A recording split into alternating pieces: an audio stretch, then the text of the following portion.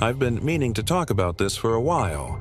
Blame is a manga by Tsutomu Nihei that was serialized from 2002 to 2018. It's set in a dystopian future where humanity has been wiped out, or at least gone missing, and the world is dominated by a gigantic labyrinthine city. And I mean gigantic. This place is like Manhattan if it got pregnant with all of the other cities on Earth and then ate them. It's not so much a city as it is a character in and of itself, one that can be as generous or as cruel as it wants to the protagonist who explores its bowels. This guy, Killy, is our protagonist, though he doesn't really have much of a personality. He's more of an avatar for us to experience this world through than anything else. I think he's supposed to be like a lone wolf type, but honestly, he just comes off as kind of depressed.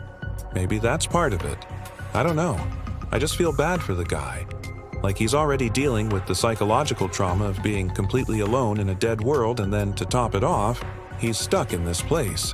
The world of blame is absolutely horrifying. Humanity is gone, replaced by these horrific creatures called the silencers. They seem to be some kind of amalgamation between humans and machines, but I'm not sure which is the machine and which is the human in that equation.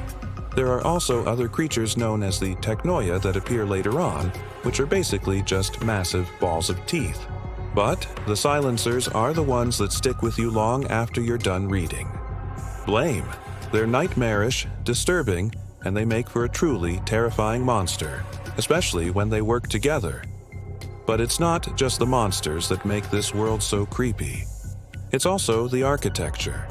Nihil's art is extremely detailed, and his style makes the extreme scale of the city feel very real. It's hard to convey just how big this city is, but that's part of what makes it so terrifying.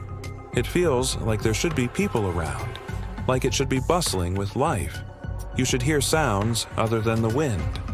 But because we never do, it drives home the idea that Killy is truly alone. That's the thing about cosmic horror. It's not just the monster, it's the implications surrounding it. What does it mean for humanity? What does it mean for the universe?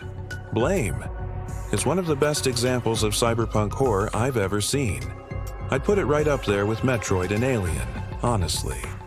There's just something so compelling about a massive, inescapable city that's slowly being reclaimed by nature. It's hard to explain, but there's a strange beauty to it all, even though this world is clearly dead. I guess it's kind of like the difference between a haunted house and a house in the woods. One's scary because it's filled with ghosts. The other's scary because it isn't. The silence is what makes it so terrifying. There's a lot more to unpack here, like the ending, which I thought was pretty genius, but I don't want to spoil it for you guys. Suffice to say, the city isn't what it seems. As you read through the story, you start to learn more and more about the world, about what happened to humanity, and about the nature of the city itself. But the truth is stranger than fiction, and I'm not sure if I believe it or not. One last thing I wanted to mention before we go is that Blame is actually having something of a moment right now. If you go onto social media, you'll probably see some people talking about it. That's because there's a movie coming out. I'm not sure when, though. As someone who loves the cyberpunk horror genre, I'm really excited to see this come to the big screen. I just hope they do it right. I mean, the source material is so good that it would be a crime to screw it up.